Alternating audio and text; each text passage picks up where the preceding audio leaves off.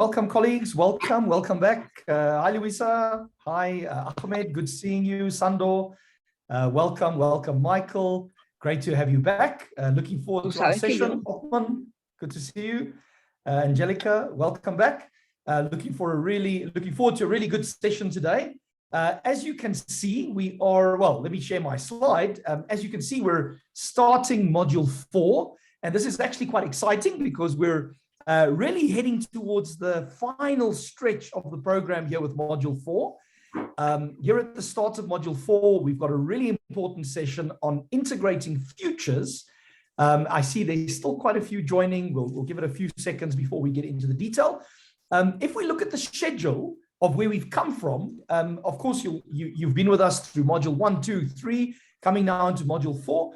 And we did say to you at the start of the program that the first module on scoping and the final module on integrating is a crucial component in how we think about doing foresight, how we do foresight with impact.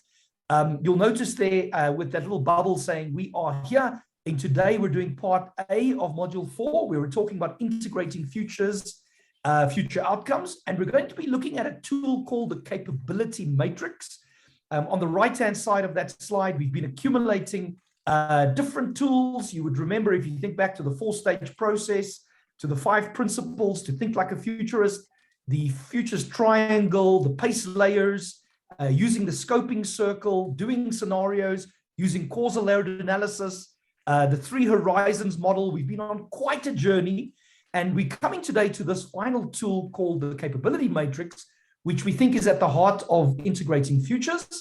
It is important to note that we're in the 4th stage of the 4-stage journey. So we mentioned to you early in the process that to do foresight with impact, it's not enough to just do ordering and implications, which is what many foresight practitioners would do, but that the scoping actually is vital to setting the overall direction of a foresight process, to getting the stakeholders aligned, understanding what it is that they're looking for from the foresight process, understanding how the foresight process is going to create impact, and then, of course, all the way through to integrating, taking those implications into an organization. Now, to reiterate a little bit of why we think this is so crucial, first of all, translating foresight into an organization or a sector or community requires the skill to prevent it from being seen as being interesting rather than useful. And so this can actually be harmful to a foresight process. If you do a whole foresight exercise and at the end of it, people say, well, you know, that was interesting, but so what? What's the meaningfulness? What's the usefulness? How do I translate this into real world change in the organization? And so this is why integrating is so important. Also, foresight outputs need to be linked to the organizational entry points and levers through advocacy, building, nurturing relationships, sharing information, advising and communicating. And so within any organization or institution, there would be a pre-existing set of conversations, processes, and thinking about how foresight links into those is part of integrating. And then, of course, the big question, the holy grail really is, how does one do this? What are the ways in which you can do this to ensure that impact, to integrate futures? And there are a range of things you can do, from rapid prototyping, strategic communications, visual design, and then, of course, the capability matrix, which I've mentioned, is key to this process. And so to help us think about that today and to take us on a journey through that, we're going to talk a little bit about SWAF's approach and how we've learned some of these lessons. We've brought Kat Tully, the Executive Director, back for this session specifically. And so it's great, Kat, to have you back on the program. I'm going to hand back over to you and look forward to going through the theory with you. Thank you very much. And what a pleasure it is to be with you here. I'm going to share my slides, but this is now towards the end of the journey that you've been on, which is quite a journey indeed, as Marius has just shared. And I'm going to kick off really before getting into some of the theory and the tool. Marius and Claudia and Tina asked me to share a few reflections up front. And so I'm going to do them in 2 spaces, really.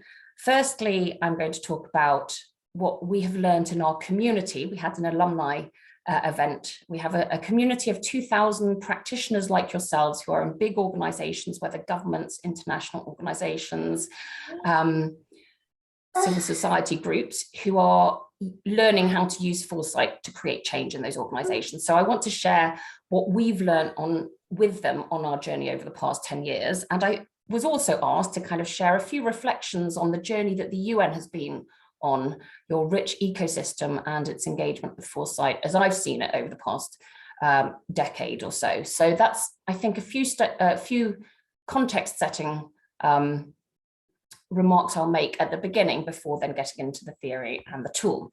And I will, by the way, ask for some questions as we go through. So please do add them to the chat box, and I will also make some space to kind of pick up on and have a little bit of a brief discussion throughout. So the community that we work with, which is about 2,000 current generation practitioners and 500 emerging practitioners from the Global South, are really connecting into how do you bring foresight and make it relevant into the policy making space. And so for a long time, really, and I've been in this field for about 25 years, the issue is that politicians, policymakers, and in the public service really kind of struggle to see that connection about how foresight can really help the issues that people are wrestling with. So the way that we've really kind of got our heads around it to connect it to purpose really is as follows, that what we're doing is looking at long-term thinking at a time of uncertainty and really driving fairness for generations. So it's helping that kind of effective decision-making for the long term. And that although we're often talking about the future, we're very much talking about an urgent agenda, because we only have 5 to 10 years to actually create this change before the planet is locked into some very unpleasant trajectories and scenarios. And that what that means is that our work as foresight practitioners hits 3 levels, needs to hit 3 levels of effective governance, if you like, a governance triangle, which is people, leaders, and the organization.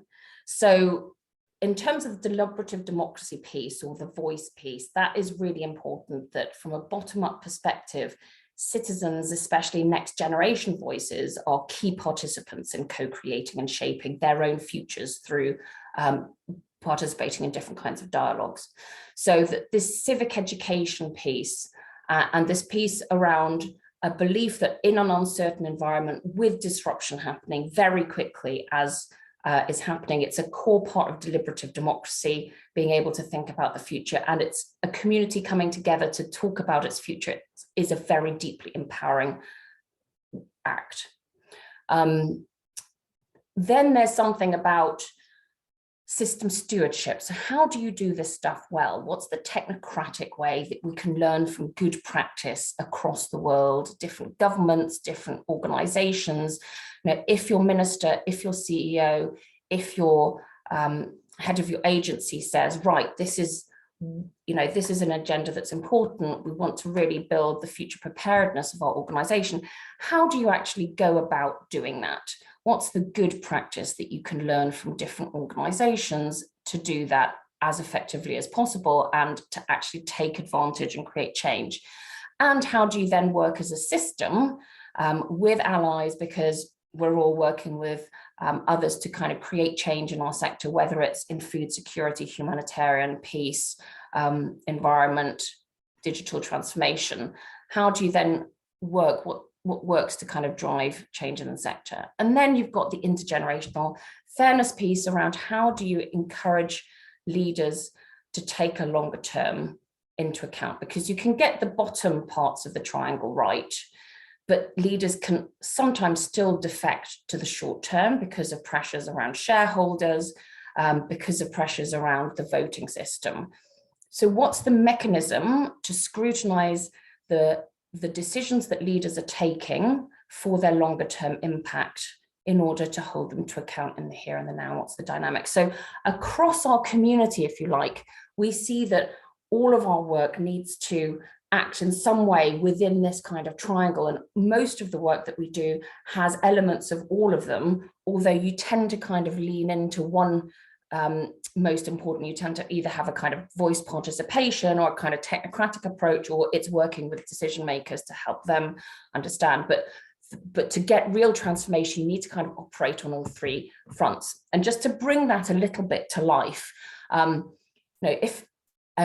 why you'll see so much interesting, great work happening now with futures methods from around the world, is because if we want all the people globally to be able to use futures and participative conversations about the future to kind of shape their future as a community, whether it's a local, national or regional community, to really kind of engage with the uncertainty ahead of them, then you need a cohort of foresight practitioners that can do that using methods and tools that connect to the lived experience of the diverse communities from around the world. So you need futures tools and methods that actually connect to the language and the ways of thinking about history and time and the mythology. So what you'll see is a huge proliferation over the past five years of whether it's the Guild of Futures Architects in the US, bringing very much BIPOC approaches to this agenda, or whether it's the next generation foresight practitioners with 200 foresight practitioners across Africa really developing new methods. This is really, really important and very exciting indeed. But you'll see increasingly, and this is a really great thing, for example, on the bottom, you've got a toolkit for community participation. So integrating futures and foresight approaches into core and key community building activities is really important.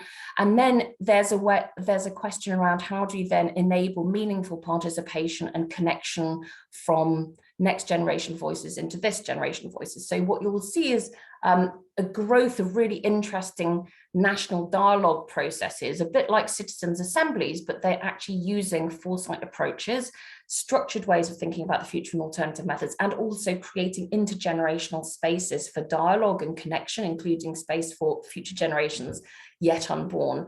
The Japanese do this really well. So there you've got Design for the National Dialogue in Portugal, where you're creating spaces across the country to actually talk about the Portugal we want 2050.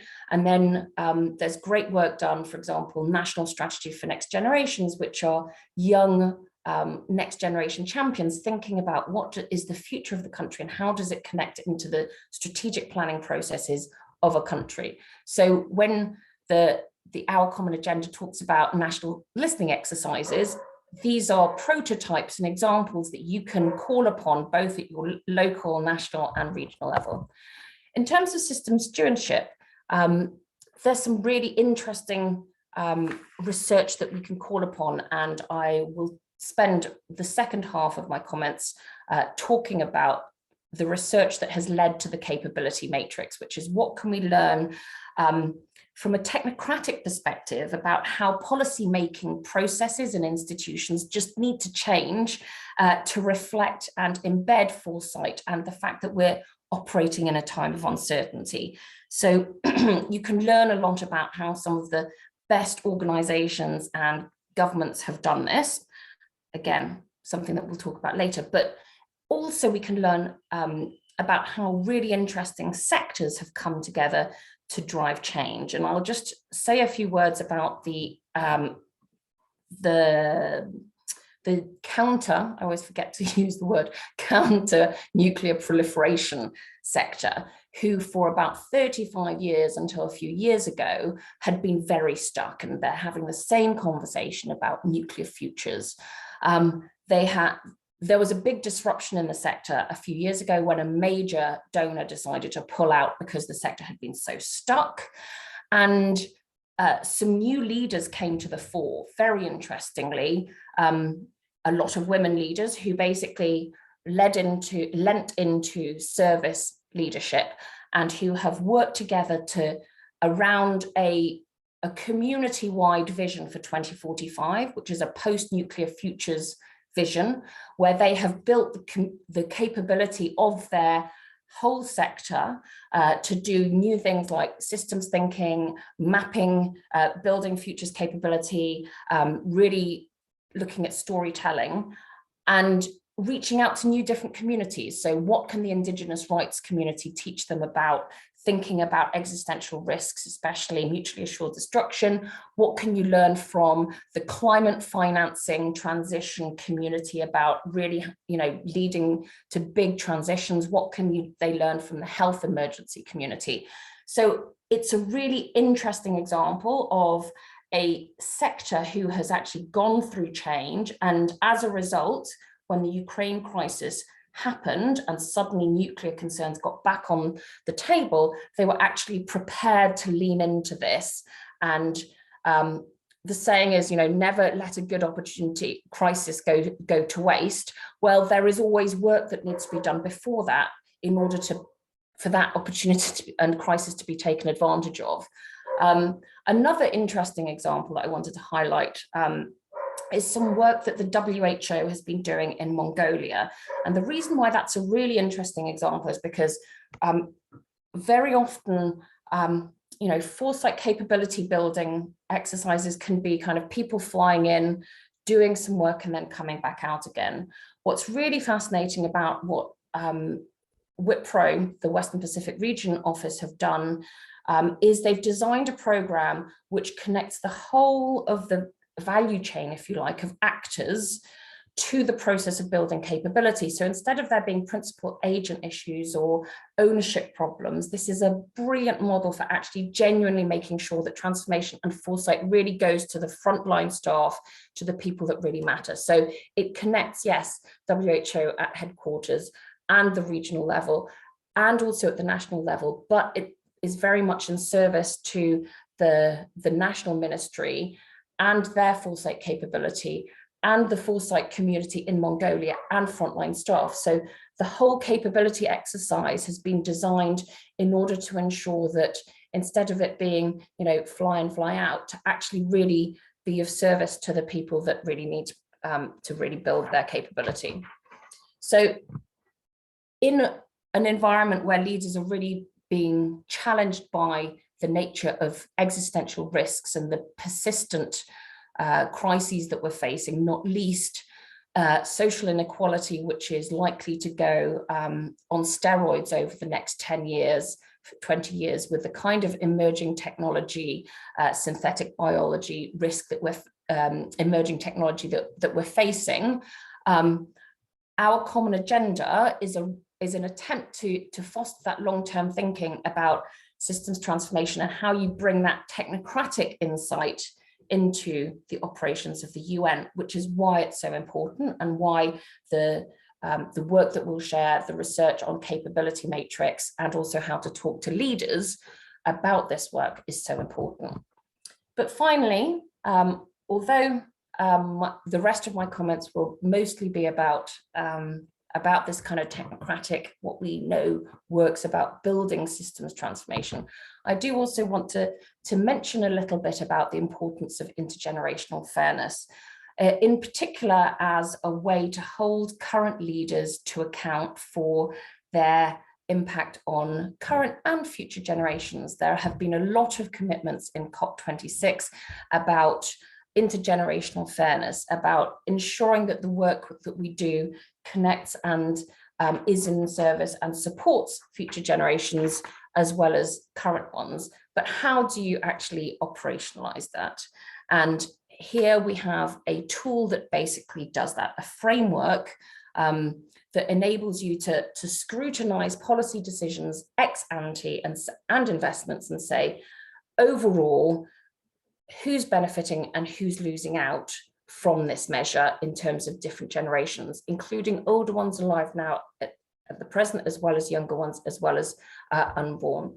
So I think the one really important thing that has happened is that the Portuguese president has committed to being a political leader for future Portuguese citizens, not just current ones, and to actually he wants to drive intergenerational solidarity as his role as a political leader. To that effect, he's asked his team to use that approach to kind of, when he's signing off legislation, to make sure that there's this check to see actually, are the investments of this policy really fairly shared? And it's not always going to be fairly shared, but what are the remedies and some of the measures that can be taken into account? And so what you've got in Portugal is, as well, you've got the Bank of Portugal, you've got the Court of Auditors, the Supreme Audit Body, beginning to use this.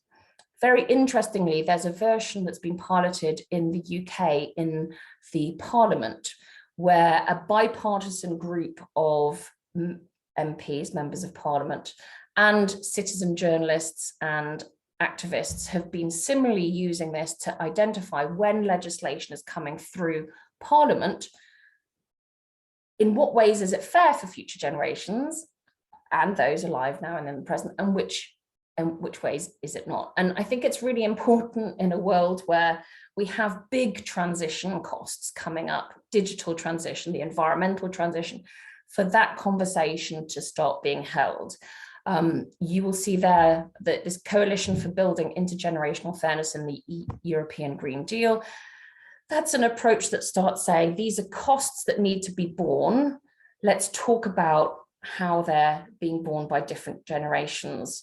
And so it's important to acknowledge that some of the environmental measures that are being taken actually unfairly fall upon older populations alive now as well. So that framing and signaling that everybody's interest is important to kind of take into account is extremely important there. So I hope I've given you a little bit of, as a community, these are some of the frontiers in which we are actually taking, quite traditional foresight tools and techniques of 3 horizons, drivers of change, scenarios, and actually make them real and connect to policymakers, political leaders, and citizens' real lived experience. So that's a little bit the story of some agenda for change, if you like, that we've been on with our community for the last 10 years. I wanted then to kind of quickly just turn to and discuss and share a few reflections of the journey that I've had with the UN over the past 10 years. And it's a personal one, I should say that. It's very partial. I've only seen a little bit of the journey, but it's been a fascinating journey to see such a big organization that's so complex and has so many different parts, and yet has a sense of purpose around, the ultimate UN declaration and charters, to see how it's been moving on this journey about what its purpose is about in terms of preparing globally nation states, civil society, and the global community to be prepared for the future. So our common agenda, I think, was that the culmination of a really long journey and excellent work from different parts of the system. And I just wanted to kind of spend a few minutes and perhaps pay tribute to some of that in that journey. And this is really, and I think this is important because, as Paul Saffo says, when we're looking forward, it's important to look back twice as far, almost. And it's also really important as a wider ecosystem for us to kind of reflect on the nature of the system itself and the different parts of the system. So, different UN bodies and agencies have really kind of gone on this big journey engaging with foresight over the past 10 years, in particular, whether it's resident coordinators, different centers, different agencies, at the ECOSOC level, at the regional bodies as well. And of course, the important thing to underline is that there is no way that any cookie cutter approach or any template will be relevant or helpful across the system, because it's such an incredibly diverse system. And what we want is a healthy ecosystem that supports each other, I think, and where learning can happen across the 1,000 flowers that bloom, but also have some common challenges that have meant that those 1,000 flowers blooming over the past 10 years and more, and I'll get back into that in a second, haven't ever really tipped over into systemic change in getting the organization really prepared for the future. And I think that's where that's the tipping point that we're potentially at the moment, and why this integration agenda is so important, and why I think, although the journey actually with foresight in the UN has actually taken over 50 years, because there was great work being done in the 70s and great work being done in the 1990s, this is a moment of opportunity. But having actually seen the interest and foresight around the global financial crisis, where you had leaders saying, let's build back better, there is no official future, we need different kinds of scenarios, we need to listen to what different people want. Does that sound familiar? That was a lot of the narrative that went around in 2009, 2010. But in fact, what happened was that investment in long-term thinking actually reduced, and the kind of the drivers for inequality we put in place that actually have meant that we're where we are now. So I think it's really important to kind of look beyond verbal commitments to say, actually, what's the indicators of a healthy system, and are we moving towards that at the moment? And it's in service of that I'm making these reflections. So it is really interesting, that in the 1990s, there were great foresight exercises being done across the different continents, in different parts of the UN. And so many of these people are still around and are absolutely important to bring into these conversations, because their experience and their ideas are still really relevant. So whether it's Alioune Sall in Africa, other people, Sergio Bitar in Latin America, these are allies who have huge amounts of experience to connect to. And you've got then, I think that the MDGs really pushed against bottom-up uncertainty and complex systemic approaches. It was quite a top-down linear approach. So what replaces the SDGs is going to be really important in terms of, is it supportive and embracing of uncertainty and voice, or is it going to push the system back into silos again? I think that the open working group in the SDG development, I think, was a watershed moment. I think it was Kenya and Hungary really beginning to kind of talk about the emerging framework around SDGs.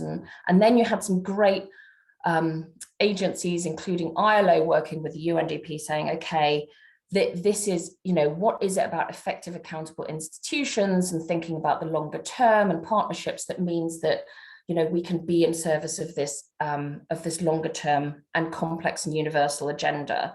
So you then saw some of the regional bodies like ECLAC being in service to the ministries of planning in their different country member states, and saying, let's try and set up an observatory, let's try and look at some of these trends at a regional level, let's do that collectively across different ministries of planning, and let's share what works. You had GCPSE, the Global Centre for Public Service Excellence, hosted in UNDP Singapore, did some great work, and DOCO and then DCO really working hard with resident coordinators. You've got the UNDAF in 2015, people started thinking about how the planning process has to change. And, the point is that you need different bites at the cherry. Change doesn't happen over time. It's just like going over and over. Some great work working with different thinkers like Otto Scharmer, the willingness of the UN to open up to kind of different emerging new approaches. UNESCO's excellent work building networks both across the UN but also in academic and thought leadership communities, running Futures Literacy Labs, setting up a World Futures Day, and of course Arathi's excellent work in UNDP. But I can go on about different agencies from World Food Programme to UNICEF that have done really great work over the years. And I mention that because I think that there's interesting things, because early movers remain really interesting examples to look at, whether it's like Moldova, Laos, Maldives, Rwanda, a lot of the SIDS in the Pacific Islands started and have a lot to kind of share in terms of learning. I think there's something about resilience that often you go back multiple bites at the cherry, like the common frame CAA and the UNDAF and the framework. It's just like, change doesn't happen straight away. It's often iterative. It takes 3 or 4 times to reform. I'm just underlining there's great allies out there and a great history and ideas to learn from. And I think it's just an interesting example to share how like innovation actually happens, often by people just coming together and trying it out. But I do think that, you know, looking back, and this is why where we're at is so important, what we didn't do over the past, 10 years is really crack, what's in it for people, yeah? Didn't do enough understanding what's in it for busy people. Why should they want to use the future? So what are the problems that they're coming with, being clear who the client is, why they want to change, and then designing the experience around that. So fundamentally connecting to purpose wasn't really done sufficiently. And I think this is why this program has been designed as Mara said, would really focus on the scoping as well as the integrating. The second challenge I think that I've observed is that it's been heavily focused on analytical tools, Delphi signals, and experts, rather than questions of participation, institutionalizing, and incentives. And again, our common agenda is an opportunity to do that. And this is why the kind of systems transformation angle has been so important. And finally, there's been a lot of focus on trying to provide the right information, supplying it, rather than how that information is used to drive change in coalitions and communities of people, and the power dynamics, and naming the power dynamics in the room that happens when you bring different people together from civil society, youth, and leaders to actually create change. So this is just a context for saying, using foresight to deliver transformation requires people and the system to transform now. And that's why our common agenda is so important, because its ambition is to really do that. And in order to do that, you need both the scoping and the integration skills in our community at large to be really embedded, because that's what actually really makes a difference. So I hope that what I've done here is just, wherever you work, whether it's in country, whether it's on a program, whether it's in headquarters, whether you're involved in our common agenda activity, whether it's like the Summit for the Future or the Declaration, or you're thinking about, what does national listening exercises actually really mean? Or, how will this special envoy for future generations and their role in scrutinizing the intergenerational fairness of measures, or, how do we really go about investing in prevention around existential risk, or thinking about building governance for new emerging issues like space, or thinking about how we reach out and really design powerful processes that connect to other voices. I hope this gives you a little bit of context and richness before we now turn to the more kind of theoretical and tool-based part of the conversation. But at this point, I will pause for a little bit and just ask whether people have got questions. And I invite you all as well to put your cameras on and just to say hello. Oh, Chantal, was that helpful then? Thank you. It's always good to hear. Very, very interesting. Thank you so much. You bring it all together. Fascinating. Brilliant. Anything else? I'm seeing some lovely familiar faces there. Elias. Angelica has a thumbs up. Fabio's put his. Yeah. Okay. I'll carry on. I always really value feedback, by the way. Perhaps you can share afterwards, because I'm trying to kind of weave a story, because these are complex issues and it uses a lot of jargon. So tell me afterwards perhaps what kind of resonated and what was helpful, but I'm hoping to kind of draw a big canvas, if you like, to give you, hopefully, at least you'll find 25% of it helpful, and then you can draw upon that. But I imagine that given such a diverse group in this room, each of yours useful 25% will be quite different from other people. So, okay, righty tighty, let's continue.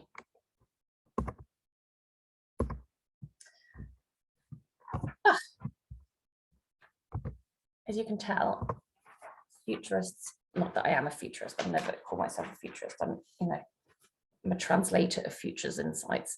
That's as far as I go, but we tend to be quite bad at technology. Right, okay, now we are beginning to think about integration, and in particular, what are some structured ways and examples of countries who have done this well that we can learn from, because this is a learning space. And I hope that it now, that scoping phase that we started with, that's always quite difficult to teach at the beginning of a journey, I hope that now makes sense why we spend quite a bit of time talking about it, and why it's so important spending time doing it.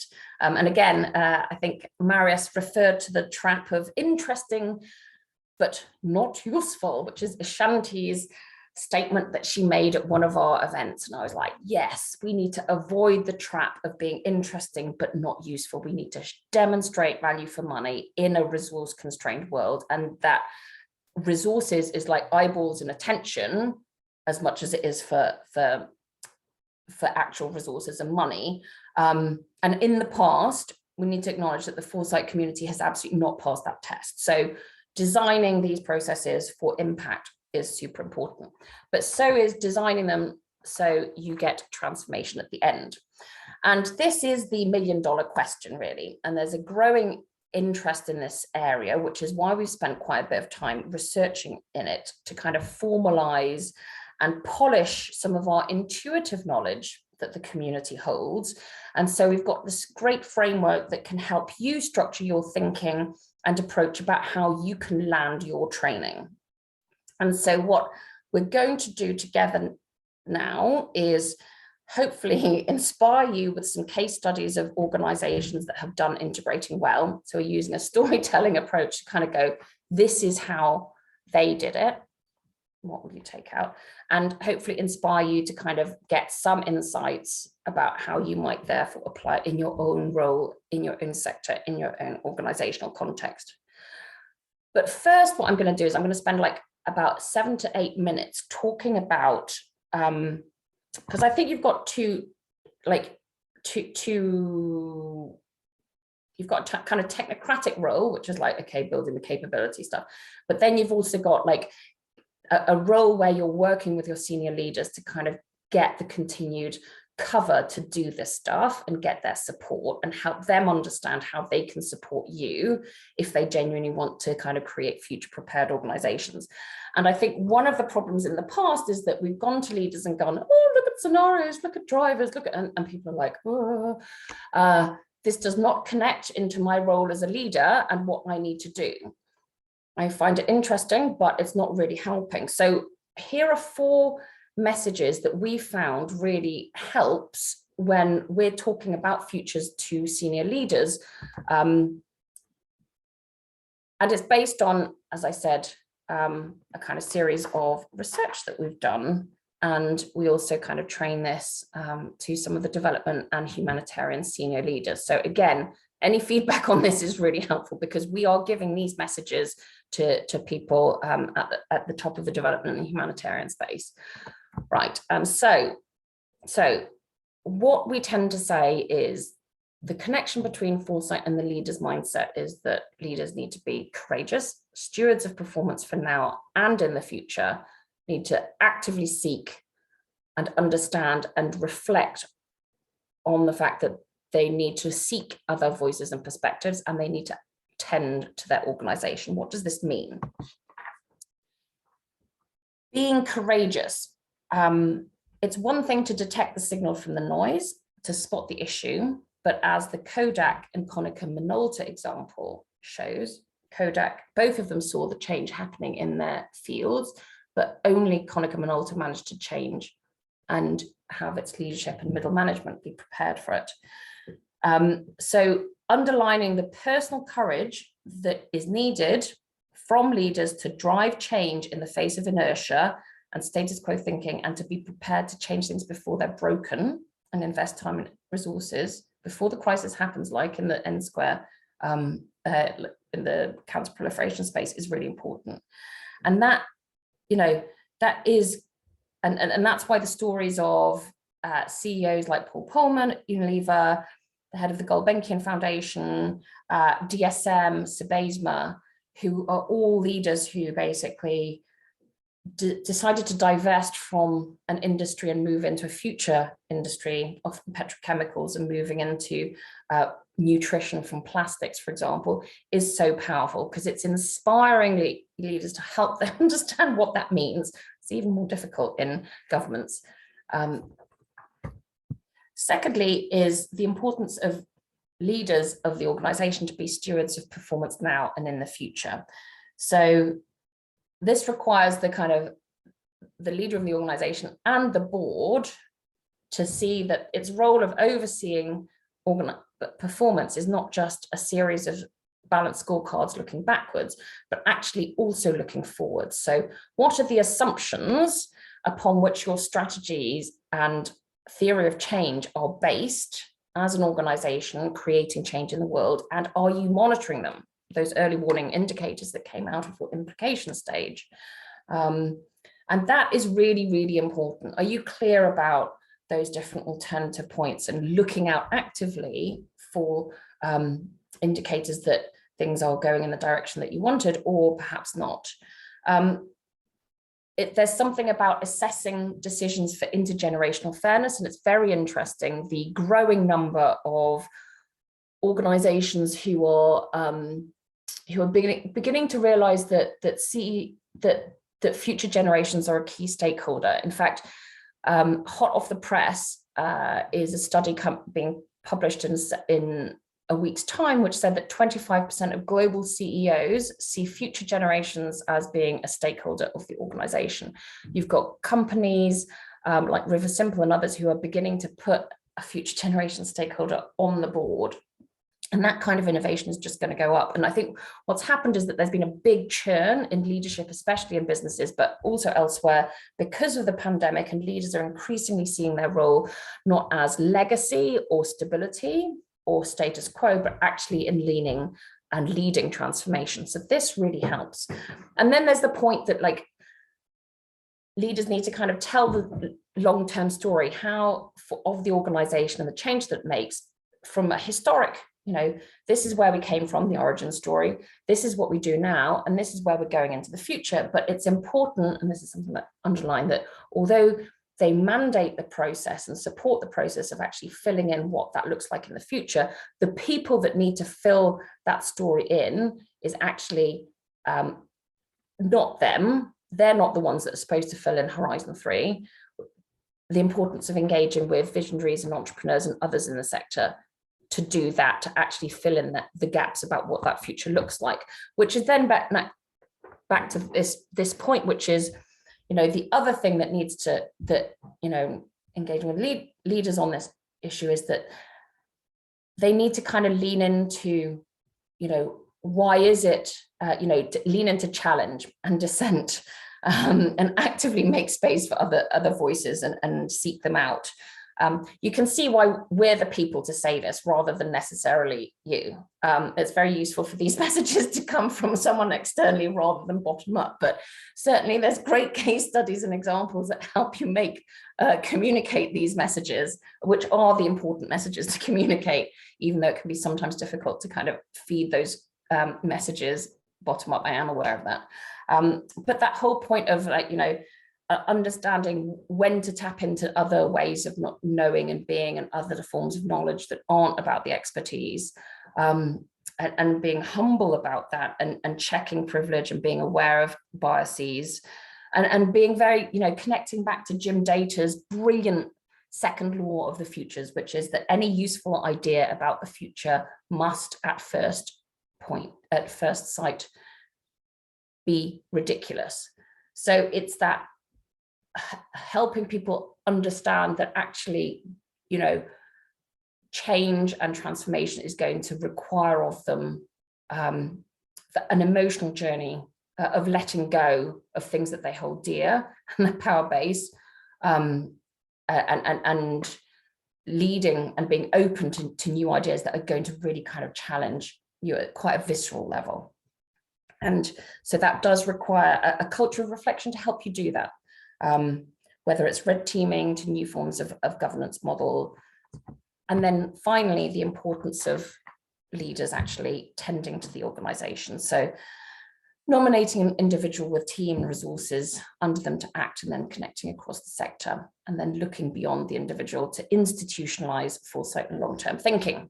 So how do you do that, you may well ask, and that is exactly what the next part of the presentation is going to get into. But first of all, I'm going to tell you a few stories about 5 organizations or sectors that did this really interestingly and that we can learn from. Let's get inspired by some success stories, because it is possible to take this kind of futures focused approach across an organization, leadership, people and organizations. One is Singapore, with who turned from being a small country with a GDP of less than Ghana into one of the richest and highest life expectancy in the world, good relationship with difficult neighbors, and bounced back 3 times more quickly from crises than others. The other one is Finland, who have driven funding for innovation and R&D even during the global financial crisis, unlike other countries who then cut it all. They really democratized the link between government and people through the parliament to talk about the future, and they've really connected that with a future-facing innovation sector. The third example is the major change in drugs policy that happened with the Organization of American States over the last decade, where 40 years of failed drugs policy across Latin, Central and North America has, despite huge amounts of investment, basically the Organization of American States and key countries went against the US and saying what we need to do is move away from this deadlock around prohibition and actually change our policies in one that's actually prepared, an appropriate one for the kind of challenge that we're facing in the future. There's also a great story about a local health organization in New Zealand who did futures work, and then when the earthquake happened, things that they thought were going to take 15 years to happen actually took only 30 seconds. And their preparation for the future actually meant that their morbidity and mortality rates were much better than the other health sectors in the area. And then there's a great story about Wales and how it's put future generations at the heart of what all public bodies do. I guess what I'm saying is that it's tough and constantly battling against other priorities, barriers, and incentives, but they've succeeded in doing so, and we're going to learn a little bit more about them. I'm going to move over to Marius, but I see that Chantal has her hand up. So I will stop sharing, and then we do a Menti exercise. Thank you so much. And sorry for interrupting, but I really love the fact that you're integrating these pieces and helping us, help you to convince our people, because this is exactly what that is, right? If we want to have change. So, and I look forward to going forward. But could you just, for me, because now I'm stuck, because you said that with the pandemic, and maybe I'm paraphrasing you, leaders need to, they stop looking for stability and X, which I missed. And now they focus on leaning and X, Y, Y, which I missed too. So, but my brain is like. So what we've observed, and this is actually, I'm not entirely sure whether it's true of governments yet. I mean, but what we've observed in terms of CEOs of big companies, and I think there's anecdotal evidence to indicate that might be true of some civil society organizations and international organizations, is that there's been a lot of churn at the top over the past 3 years. So people have moved on. So, and the former leaders were kind of being select, they got to where they are, because of, you're steering the ship, you're a safe pair of hands, it's about, maintaining status quo, and the kind of skills around that, around continuing to maintain the legacy. But the kind of leaders that have been appointed recently are leaning into the fact that their role is not about business as usual and status quo, but they are there and they are looking for tools and approaches that can help them lead their organizations through a period of transformation and uncertainty. And my instinct is that that's also happening in public bodies as well, and in some governments, in different, it's dotted around, but it's just to say I think that there has been a generation shift in leaders, and also, just if nothing else, the workers that are, we have a shortage of, a lot of organizations are suffering from challenges in recruiting, and purpose is incredibly important. So I guess this is just yet again connecting to, their motivations and leaning in to say the work that we're doing really helps them on that. Thank you so much for clarifying that. Cool. I agree with you. Thank you, Kat, for that. And thank you, Chantal, for the question. Please do keep the questions coming in the chat. We will have some time for discussion a bit later as well.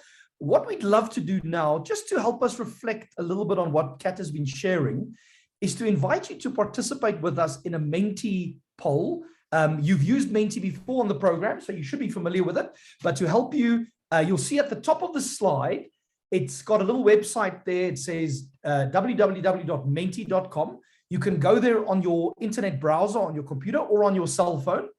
And then it's going to ask you for a code. And you'll see at the top there, it has the code 39347103. I'll repeat that in a minute. 39347103. And what we're going to do as you're navigating to the Menti is we've posed a question to you. It's really just a reflective question to help us think about what Kat has been sharing about how foresight is beginning to be integrated across the UN. And the question we're asking is, what role do you see yourself playing as the UN integrates foresight? Now, we've given you 3 options. There could be many others. I want to pop a different idea in the chat. But what tends to happen is there tends to be these 3 kind of roles. The one is the role of a commissioner of foresight, which is someone who does foresight experiments or supports others who do foresight experiments. The other role might be a convener of a foresight network, which is all about learning and support, bringing colleagues together in a coalition for action using foresight. And then the third option might be someone who says, no, I want to build a foresight unit. I want to institutionalize foresight, build essentially a part of the organization that proliferates foresight activities across the ecosystem. And so you can select all 3 in even measure. Or you might say, I would see myself spending more time commissioning foresight, more time building a foresight unit, more time convening a foresight network. And as the results come in, I think out of our 30-odd participants today, we can start to see a pattern emerging. It is interesting that there's, at the moment at least, quite an even spread of views around the roles that we can all play. You may also want to reflect that over time, you might start by commissioning a foresight experiment. You might then move towards convening a foresight network, and you might end up in a year, 2 years, 5 years, building a foresight unit, right? So you may have different roles, or your agency may have different roles at different stages of the process of integrating foresight, institutionalizing foresight. I see we have about half of our participants. If you're a little bit stuck, look at the top there of the screen, menti.com. You don't even have to type the www, just menti.com should pick it up. And then the code 39347103. Kat, as we wait for those last few inputs to come in, any reflections from you on these kinds of roles that individuals can play?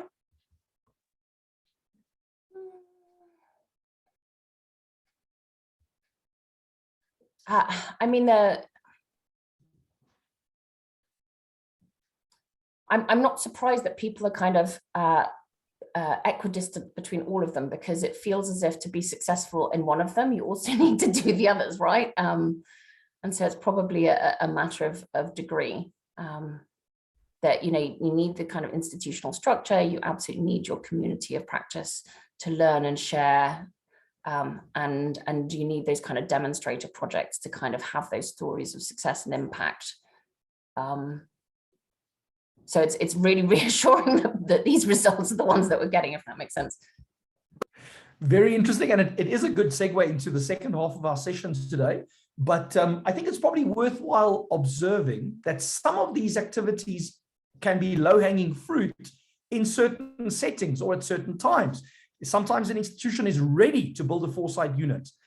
Maybe the leader has a strong mandate, there's a clear need for, because of crisis or uncertainty.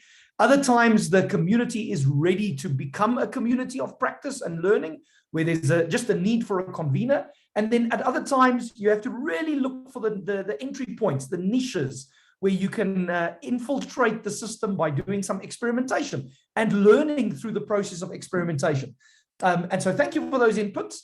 Let me check with Johan. I think we're due for a quick break, or do we go straight into the next session, the next portion of the session, and then we'll proceed. Johan. We can go straight into the next session. Thank you, Marius. Thanks, thanks, Johan.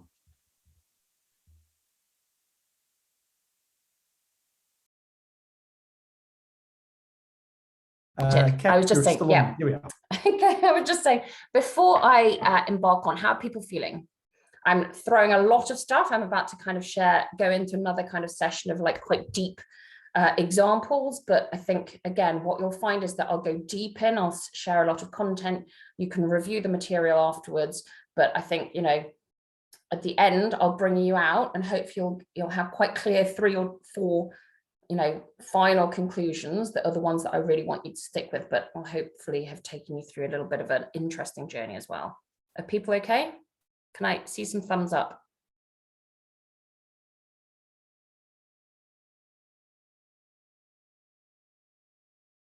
Good. Okay. At least some of you are listening. That's always reassuring. Cool. Here we go on to the next section. And Marius very kindly teed me up very well to kind of discuss the next section, which is my internet connection is unstable. So if there's connection problems, the audio is clear for now. Can't hear me. Okay, that's good. Right. So how do you do systematically what Marius was talking about? Yeah. How do you look at your own organization and go, okay, this is the low-hanging fruit. These are the allies that we should work with. This is where we should.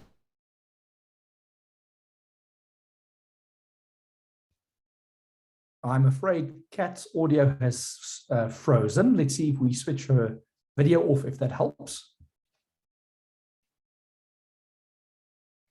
Oh, I think she's dropped out the room. I'm sure she'll reconnect with us momentarily, and then we'll reconnect. Let's bear with her if that's okay. We'll give her 2 minutes, see if she can make her way back in the room. While we wait for Kat, what I'm doing quickly is looking at the back end data of how you voted to see what the distribution is, right? Are we saying in equal parts, all 3 roles, or are there certain individuals that veer to the one side of that triangle of engagement and others that veer to the other side? And so we'll give you some feedback on that data a little bit later as we go throughout the process. I see it looks like Kat has come back in the room. Yep. Kat, are you able to hear us? I'm able to hear you. Can you see my screen? We're not seeing your slide, or at least I'm not. So what I'm going to suggest is that I maybe take over the slide sharing, and you can speak over that. Bear with me 1 sec. And I can you hear me? Yes, we can. I'm going to.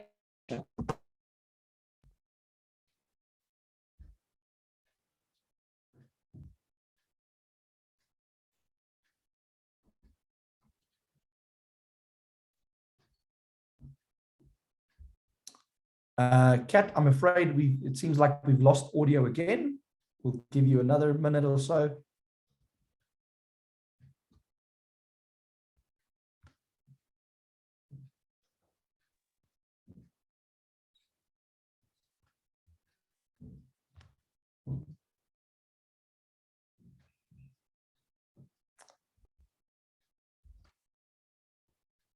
So I'm still not getting any audio from Kat. Johan, let me just double check that it's not only on my side. You're also not hearing that? Yes, not getting any. I'm sure she'll reconnect. Thanks, Johan. I'm sure she'll reconnect shortly. If not, I'll proceed with the input, but let's give Kat another minute or so to see if she comes back. Maybe as background, while we're doing that, so Kat was about to move into this conversation about really building foresight capability and what the components are of that. Of course, what's interesting about this, as you saw from her earlier story, is that this is not a new initiative within the UN. In some ways, it's a follow-on from many years of work and thinking and experimentation and attempts at bringing foresight in different ways. That's now really come to a crescendo at this stage. Kat, welcome. Let's see if we can hear you now. Excellent. Can you hear me? Yes, we can. That's fantastic. And apologies about that. I had one of those multiple Wi-Fi collapses in North New York because our infrastructure is not great. Apologies. That's great. I was just saying that the questions that Marius was posing, which is like, how do you, what is the low-hanging fruit? Do you go for weaving networks or building institutions, or how might you go about prioritizing giving your organization, limited resources and quite frankly, the time to kind of start thinking about how you go about sequencing and building the capability of your organization to do foresight work. So if you go into the next slide, this is about nuts and bolts around how you actually go about integrating, which is the core of our common agenda, which gives us the opportunity to really push this agenda. So how to take advantage of the next year to 2 years and demonstrate the value of foresight approaches to the work of our incredibly busy organizations who are doing such important work in the now, in the here and the now. And the capability matrix is a mechanism for which you can do that, to help you design actually how you might go about systematic integration at that institutional level. It makes what you're doing actionable, and it enables you to kind of not just identify the signals, but help the organization then act on it. And it's based on a piece of work that we did for the UK government, who basically commissioned us to look at 9 different countries' foresight ecosystems and say, okay, what works, what doesn't work? And so you will see that we mapped, and it was, Singapore, Malaysia, New Zealand, Netherlands, UAE, etc. And it's just like, how do you, but also then we had a series of international organizations and businesses, and what can we learn from organizations that do it well? How might, for example, in certain governments, how do you connect parliament to the executive, to universities and rest of society? So as effectively you're working in a way to kind of push and think about the future. But similarly, we did some interesting work on ICRC as well. It's like, how does, as a kind of complex organization that may be working in many different countries with different field offices, how can you actually also do something similar?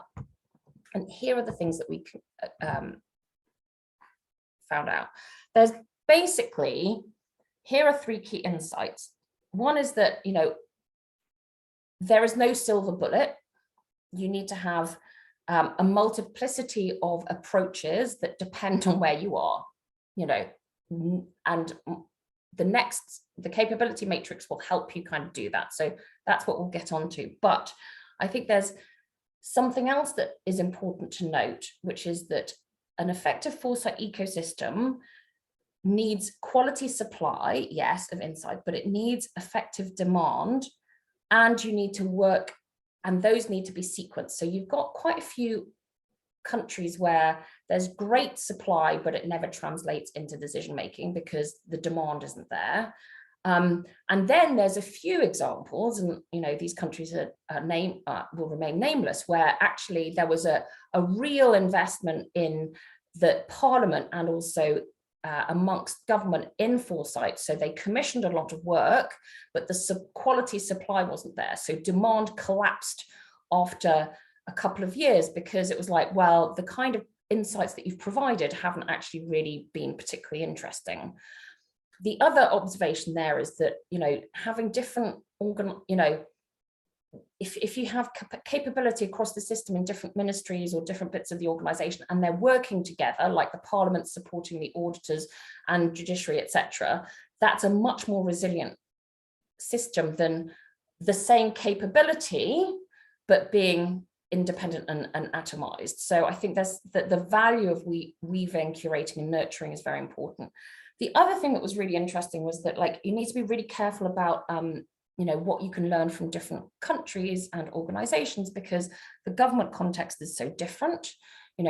Canada, with a kind of bilingual heritage, actually is forced to have much more explicit conversations about the future because of these quite two different kind of communities. Similarly, a more federal system will have different points of view. And then the sociocultural and geographic aspect really matters. So an 800-mile with a border with Russia, or the reliance on revenues from the Malacca Straits in Singapore, and first was obviously Finland, really makes a difference to why organizations and governments actually lean into this. But having done so, you can then really learn quickly from their lessons. And I think that's one of the key things to do. And also, for example, links to culture and the way that, for example, New Zealanders and Canadians are exploring kind of indigenous cultures in storytelling about the future in their work. And that's, again, something that we can learn. But I think in terms of the next page, this is the capability matrix, is that behavior, an effective program of intervention requires effective interventions on all four of these different domains. It is not just a silver bullet of just setting up a unit. You need a full suite of capabilities, leadership and communication, as well as skills and processes at multiple levels in the organization, at the organizational and governance levels, not just the team or individual. So in terms of structures, do you have a dissent channel like the Dutch MFA, or a committee for the future like the Finnish Parliament? In terms of people, do you have a chief futures officer like Digitalis in Ghent? In terms of culture and behavior, as a mission statement, do you talk about, for example, the GAO, we're going from oversight to insight to foresight. How do you kind of drive the incentives that drive behavior? In terms of processes, connected to the financial decision making when investments are being made and budgets are being given, is that stress tested? Are the plans stress tested against different scenarios? Or when we're recruiting, are you recruiting for diverse perspectives? And and is it included in performance? The qualities and some of the capabilities of long-term thinking, is it integrated into how people are evaluated, like it's done so effectively in Singapore? So across the system, you want to kind of really assess, where are you, who are your allies, who are some of the blockers across that, and what do you really want to prioritize to really kind of tip and get some results quick. So use this to ensure that your project lands, and use this to design a capability program for intervention, prioritizing. And if you're working with country governments, it can be very helpful. If you're working internally in your organization, when you're thinking about working with others across a sector, use this capability assessment as a starting point to kind of see what already is there that you can actually work with. And just an example of, if you look at the study, what we do is we kind of map by country where are really interesting innovations and examples, like, a chief futures officer or, Parliament for the Future, that can actually give you inspiration and ideas of, how different other organizations and governments and have done this.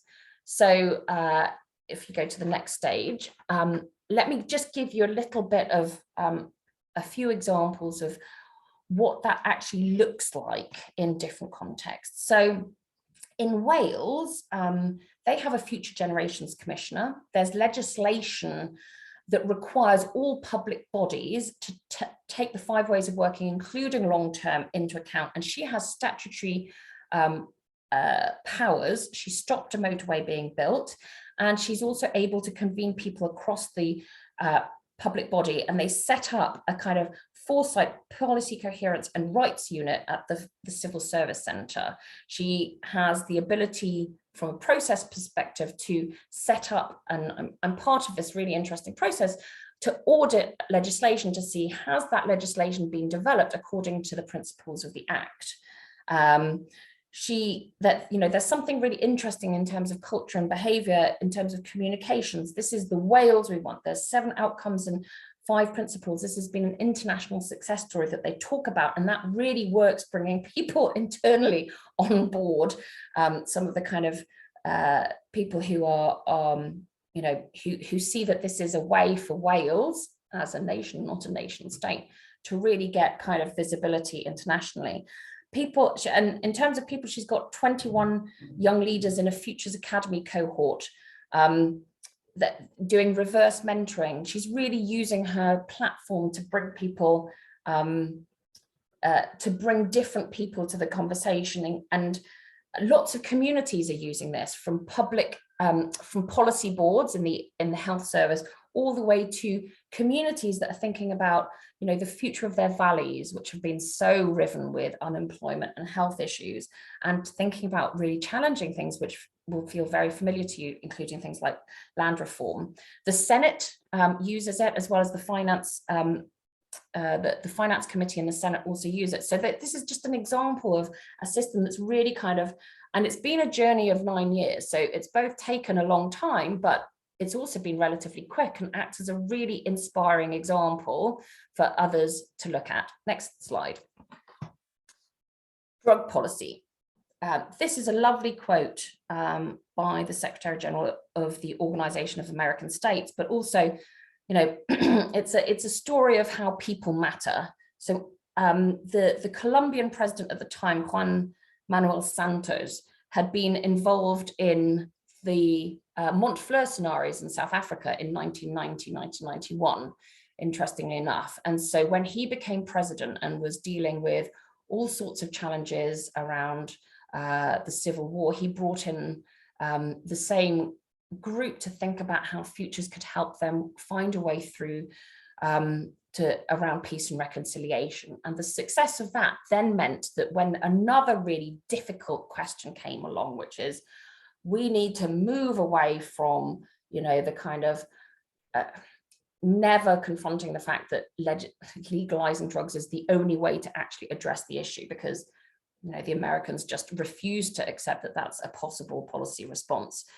We need to tackle this big elephant in the room. And he was like, well, Futures can actually help bring people with very different points of view and conflicting points of view together to think about what's the future that we want together, that's good for our children's children, that's healthy, and that will enable us to kind of then, having agreed on what that might look like, from indigenous communities in the Amazon, coca producers, all the way through to international organizations, companies and everything. Like, that's a good way of bringing people together to say, actually, what might we need to do differently? And that really created that huge sea change and shift in policy, which is a really big thing, because it's really difficult to do the right thing on these kind of topics, as you well know. So that narrative was really important, the reframing and putting the unacceptable on the table.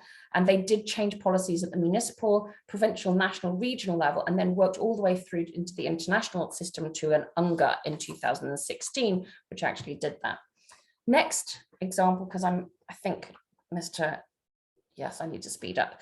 So Canterbury, New Zealand, again, the role of the leader in mandating this change was really important. It was a big experiential Futures exercise where they brought basically 2,000 staff, health workers from across the community to actually experience what the future of health could look like in 2025. It had a huge engagement with the patient communities, and basically frontline services. Thousands of the community actually went through this kind of experiential exercise of going through what a hospital and public services of the future looked like.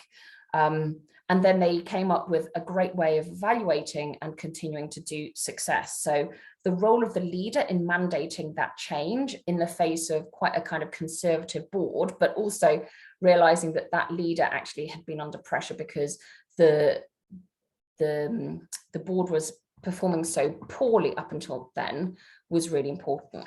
And then finally, in terms of Singapore, you know, this is a story where people really matter. So since the very beginning of the establishment of the nation state, Lee Kuan Yew worked a lot with Herman Khan, and then that approach and importance of looking at alternative scenarios and making big bets that are resilient in different alternative scenarios has really kind of played out. You've got Peter Ho, who is the head of the civil service, basically saying this is a core skill for all civil servants. The training is repeated again when you enter into the senior civil service. They've invested heavily in university centers on foresight, which has got valuable soft power benefits. And they get top data scientists together collectively to really push the agenda. So from an institution's perspective, they've got an institution right at the center next to cabinet who basically feed cabinet implications for policy 1 to 3 years out, 5 years out, and 10 years out with different sets of recommendations. And they are connected to the Treasury, which I think makes a big difference. And the really interesting thing there is that they use this to kind of talk to businesses about being prepared for alternative scenarios, including avian pandemic flu, about being, for example, needing to be on the Arctic Council because actually when that Arctic passage opens, that's going to be fundamentally important for declining revenues from the Malacca Straits. They've been all over sand, food security, you know, a good 10 to 15 years ahead of other organizations. So I think I'll stop there, but it just gives you an idea of the different ways that that these organizations and systems have thought about. You need to kind of do things together in a sequenced way in order to build capability. So back to Marius, since I think now we're going to be doing an exercise. Thank you, Kat. And yes, we're absolutely going to do an exercise. Let me pop the exercise up on the screen for a second. So colleagues, what we are going to do is we're going to go into a pods discussion, which means that there are 2 or 3 of you. What we're going to ask you to do in your discussion, if you have not had an opportunity yet to introduce yourself, which is unlikely after so many weeks together on the program, but take a minute to introduce yourself to your peers in your pod. And then what we'd love to do is for you to discuss the question in your group. How would the capability matrix be employed in your agency? Now, you might be somewhere in an organization, somewhere in the UN network. You've heard about the capability matrix. We're going to give you a nice chunk of time to talk to each other and in some depth about how this might be employed. And what we're going to do as you go to that group exercise, we're making this slide available to you in the chat. So you can click on the link in the chat, which I'm sure Johan will put in there shortly. And this will give you some pointers. If you're talking about culture and behavior, if you talk about structures or people or processes, those bullet points there will give you a sense of what that normally looks like when we build those capabilities in an organization. And so what would that look like in your environment? And maybe there are barriers to implementation. Maybe there are key opportunities that you want to explore. How could the capability matrix be employed in your environment? And we'll give you 20 minutes. And when we come back, we'll hear from across the room what some of those thoughts are. Johan, are we ready to go to our group breakouts? Yes, we are. And I'm going to launch the rooms. And there we go. If you've got any problems or you're not sure or technical difficulties, just stay behind and we'll sort you out.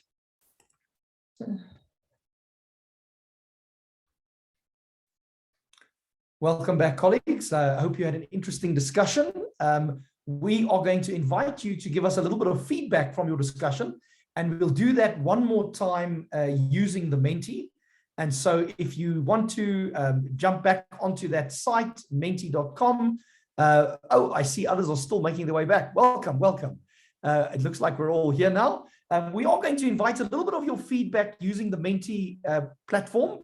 And so if you'd like to pop back onto menti.com and see the code there, 39347103. Now, you can really write anything in response, but we've given you a bit of a nudge by asking you to note your organization. So in brackets there, you'll see the square brackets. It says your org, so it might be UNDP or it might be, whatever, WHO.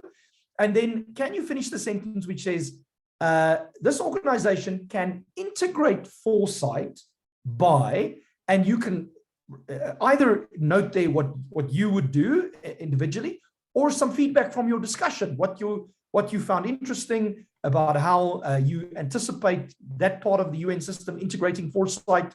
And let's have a look at how what some of these responses are, and whether they're the same, whether they're similar, or whether they're very different. Maybe there's some interesting novel ideas about how the UN system can integrate foresight.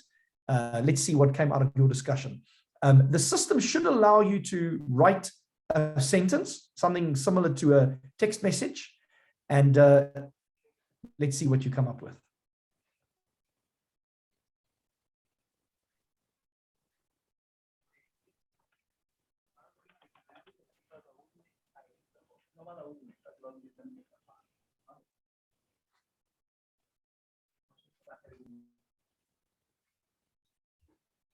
Excellent. So we've got our first input there coming in, talking about starting with focal points before thinking about formal units. That's interesting. So a targeted approach, maybe focusing in on some low-hanging fruit, some key areas of interest.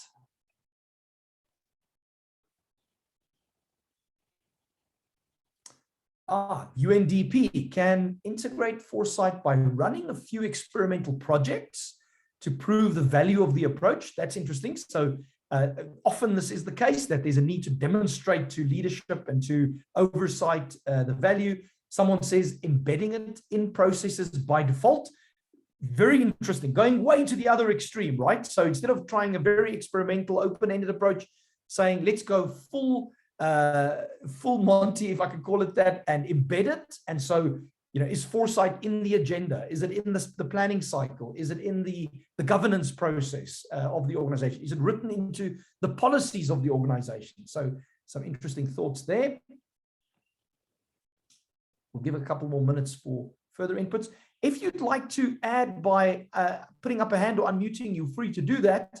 Someone else says we can integrate foresight on a daily basis, because what we do is formulate public policies which are orientated towards the future. Absolutely. So there's an opportunity to use foresight, scanning, horizon scanning, facilitated dialogues, scenarios on a day-to-day basis, or as someone says, by mainstreaming it into the CCA process, but in collaboration with governments in order to create a forward-looking UNSDCF. Very interesting. So that absolutely is a huge opportunity, really putting foresight at the intersection between UNSDCF and government institutions, right? Which then shapes the agenda before driving the agenda. Someone says creating demand for more structured approaches of futuristic within local government, and can work on foresight projects end-to-end with government to build internal capabilities, change the language, take the experimental or innovation label off and just call it good strategic planning. Interesting. So really marry it into the strategic planning logic, right? You would have some debates about is foresight planning, but for practical intents and purposes, that's unimportant. Educating staff across the organization, request regional officers to report on foresight initiatives. I love that one because it's a real hook, a real incentivization strategy. Ensuring colleagues and partners have at least basic understanding. So there's some capacity building that would need to take place. Embedding foresight in the evaluation phase. So going from reporting to evaluating and monitoring on an ongoing basis. UNCTAD probably effectively integrate foresight techniques by giving a high-level buy-in in pursuit of foresight. Otherwise, it will be piecemeal, quite right, creating a community of champions. I like the language. And running experiments. So there's lots of rich thinking here. I'm sure Kat has a reflection for you on that. But as I pivot to Kat, let me bring the slides back up. And Kat, looking forward to your feedback and taking us to the close. Brilliant. Well, this has been absolutely fascinating. And Maris, are we okay to keep like 5 to 7 minutes at the end for Q&A? Would that be helpful? Okie dokie. So these were all great statements, and I think just illustrates how much a cookie cutter approach across the system is absolutely not what we want to be, but a set of interventions that works for different parts of your already very diverse organizations, but that are connected through a community of practice is really important. Plus the really important thing of like, actually, you know, a hint there that a kind of community in practice and networking senior leaders and helping them mobilize with each other about why this stuff is important, I think is really powerful too, because quite frankly, like, it's very difficult to make the case up. It's always easier to kind of get peers to tell the story about why it's valuable. Perhaps something for us to like Tina and Claudia to kind of consider there.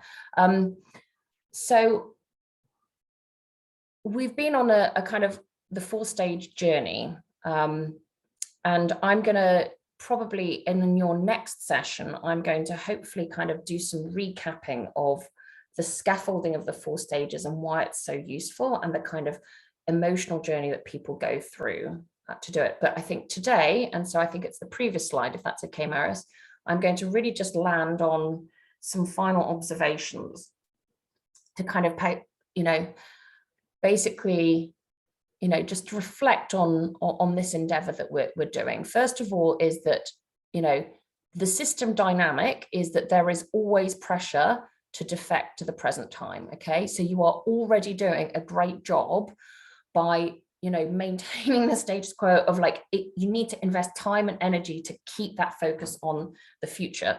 And great examples like that is that you can do the pandemic playbook, and you can do, you know, you can great signals of change. You can have the kind of capability in the organization 10 years ago to be prepared to pandemics, but then that erodes over time. So that is just the reality. Okay, so the need for persistence and the need for kind of saying that there is no silver bullet and the job is never done. It is a constant task of supporting and connecting to each other. And that's why institutions are important, processes are important, is that, you know, that's just it. It's never going to be a tick box we've done and let's move on to another agenda. This is something that we need to continuously work at. I think there's also something about, you know, underlining that what we're trying to do is minimize the pendulum swing of really amazing new innovations or ideas that kind of then just don't hit that kind of tipping point because perhaps they're isolated. So it's like, you know, we can, with the resources and the ideas that exist, we can actually do so much more by working in community. So I think that's the big message, is like building allies and networks and common language and vocabulary that help you therefore share experiences and learnings and start building that culture. And that's, I think, where, you know, that can really make a big difference. And I think it's important to recognize, therefore, your success, even if it does erode over time. And also don't avoid monitoring and evaluation just because it's hard. There's ways of actually, you need to kind of get those, you know, snapshots and stories of success that leaders can also then tell, oh, this is why it made a difference. We ended up thinking about something different. We developed a new partnership.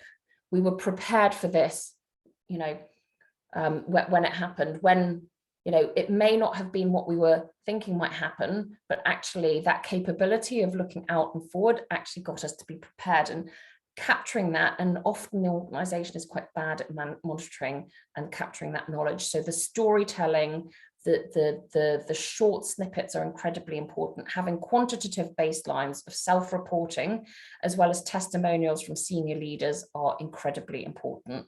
And that actually really works. So do measure the impact of your work and then talk about it in ways that kind of can disseminate. And there's huge amounts of innovation in the space, as you well know.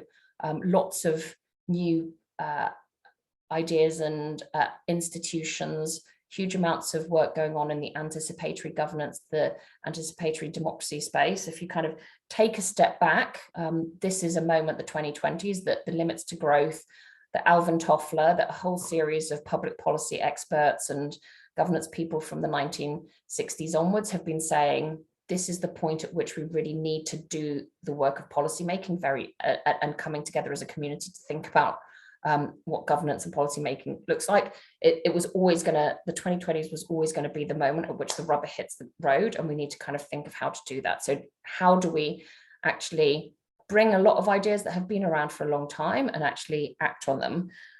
The upside, of course, is that we're privileged to work at a time of huge uncertainty and huge pressure and fear.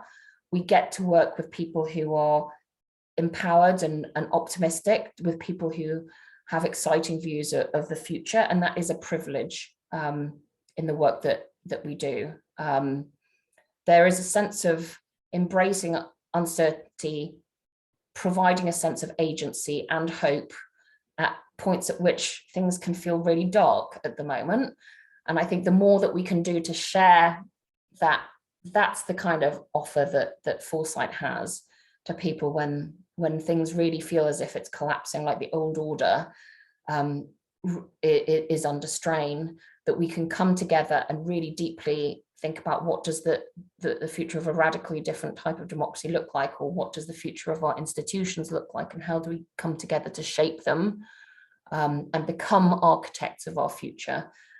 That's, I think, the offer at the end of the day of what we are trying to do, and why it's so incredibly important for the UN to lead this conversation and do it in a way that's, you know, both connected to member states, but also taps into the amazing ideas and energy of communities all over. I just wanted to kind of finish on that point, really, and say that I'll be back and chat to you in, I think, a session next week. Yeah, I think that's it. I've noticed that there's people from UNEP on the call, as well as different organizations. And I didn't do a name check to UNEP, but also UN Habitat and lots of other organizations have done some great work. I wish you all the best, and we're here to kind of support your community moving forward. So back to you, Marius, and hopefully that's given us a few minutes to do any burning questions if necessary. Thank you, Kat. Thank you for an excellent input. Colleagues, we have a few minutes left with Kat here, 5 minutes or so. You've been through quite a program, lots of content today, really starting to begin to put a bow on it and really talking about landing that. What are your questions? What comes to mind as you think about integrating futures in your agency or in the UN system? What are you grappling with? What are you thinking about?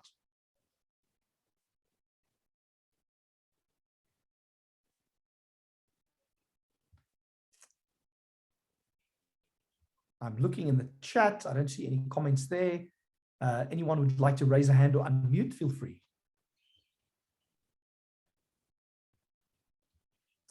Thank you, Michael. A bit more information on how to undertake the mapping of capability, Kat? Yeah, we have I mean, let's face it, often you want to do it in a kind of quick and dirty way to begin with, because often it's a way of just identifying what's around you. So a very simple way can be to share a series of questions with a couple of key individuals across the organization, and just to kind of survey that. So what we can do is we have a survey that helps you do that. And so we can share that with you. But basically just using those different boxes and kind of saying, okay, where are the barriers to change in this area? Where are the people to work with? What's already happening that we can work with already? That's the, kind of basic approach.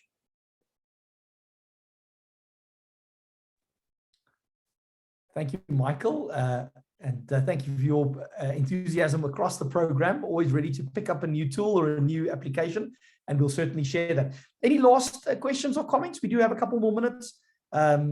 Anything you want to clarify? Maybe there's something you're wanting to try. Maybe you're thinking about your experiment. Kat, go ahead. Hi, thanks, Marius. Just quickly in our last minutes, and thank you so much to Kat. Something that I think you're well aware of, and you just also shared with us in the presentation, the UN as a system has done lots of experiments previously with foresight over decades or more. I think it's really interesting. I mean, that we see this in sort of this ebb and flow of interest.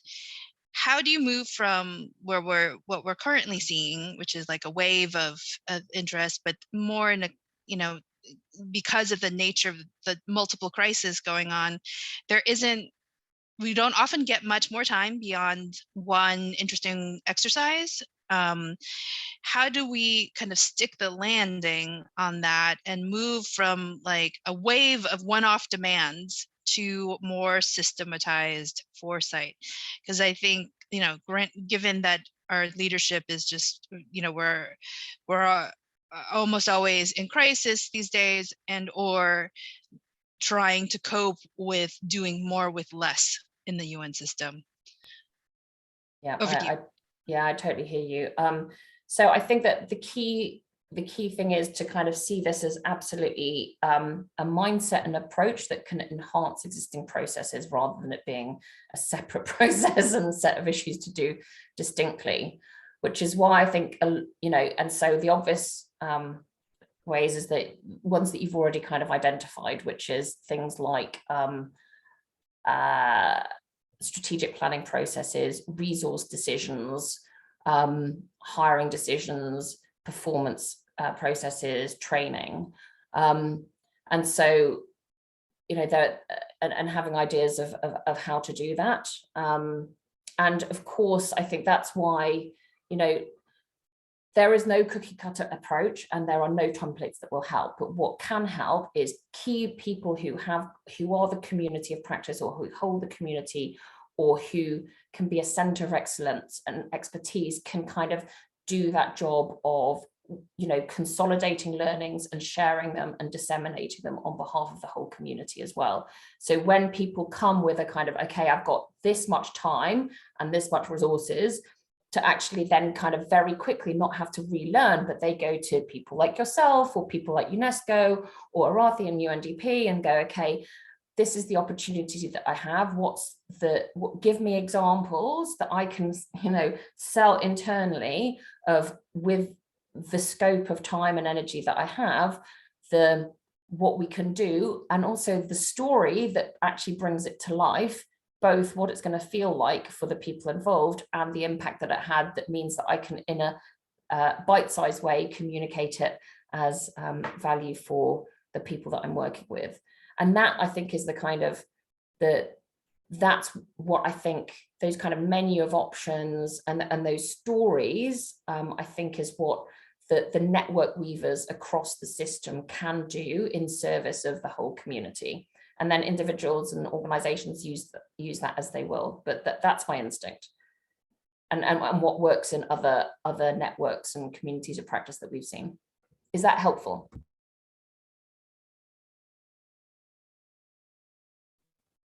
Thank you, Kat, for the question. So colleagues, in the minute or so we have left before we close, just to signal to you very briefly what's ahead. We, of course, do have our learning group session coming up, the short 30-minute reflective session on Thursday. And then next week, very importantly, we have a lightning talks session where Arathi will be sharing with us a little bit about her experience in bringing foresight into the UN, as well as Pratishka, working with foresight within the UN system. Kat Tully will be back with us for that session. And so we look forward to a very informative conversation on the 27th. And that will be another opportunity to ask questions, to explore together, and to share our thinking about what we might do with all the learning. Let me say thank you again to Kat for a great session.